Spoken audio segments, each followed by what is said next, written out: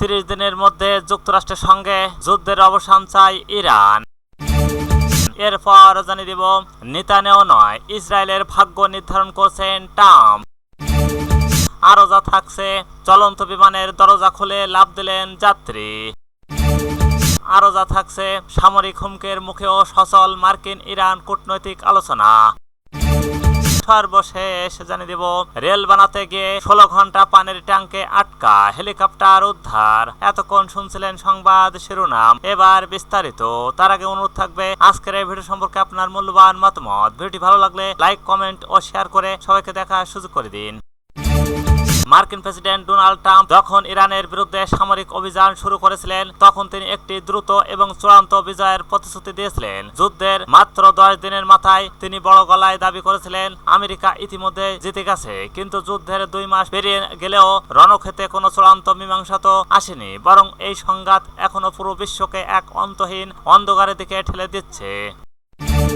30 দিনের মধ্যে যুক্তরাষ্ট্রের সঙ্গে যুদ্ধের অবসান চায় ইরান। ইরানের পক্ষ থেকে যুক্তরাষ্ট্রের কাছে একটি নতুন 14 দফার প্রস্তাব পেশ করা হয়েছে, যেখানে দুই দেশের মধ্যকার অমীমাংসিত বিষয়গুলো আগামী 30 দিনের মধ্যে সমাধানের জোরালো আহ্বান জানানো হয়েছে।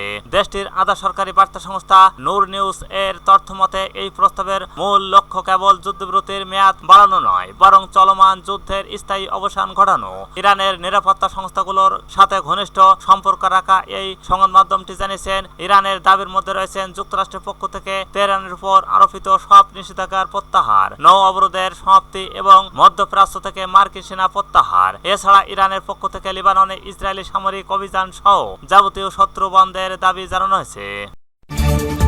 নেতানিয়াহু নয়, ইসরায়েলের ভাগ্য নির্ধারণ করেছেন ট্রাম্প। বর্তমান ইসরায়েলের যুদ্ধ সংক্রান্ত যাবতীয় গুরুত্বপূর্ণ সিদ্ধান্তগুলো নেওয়া হচ্ছে সরাসরি ওয়াশিংটন থেকে। যুদ্ধের প্রাথমিক পর্যায়ে প্রধানমন্ত্রী বেঞ্জামিন নেতানিয়াহু এই ধারণা নিয়ে বেশ উৎসাহিত ছিলেন যে যুক্তরাষ্ট্রকে অংশীদার হিসেবে নিয়ে তিনি ইরানের মতো একটি আঞ্চলিক শক্তির বিরুদ্ধে বড় ধরনের যুদ্ধ পরিচালনা করছেন।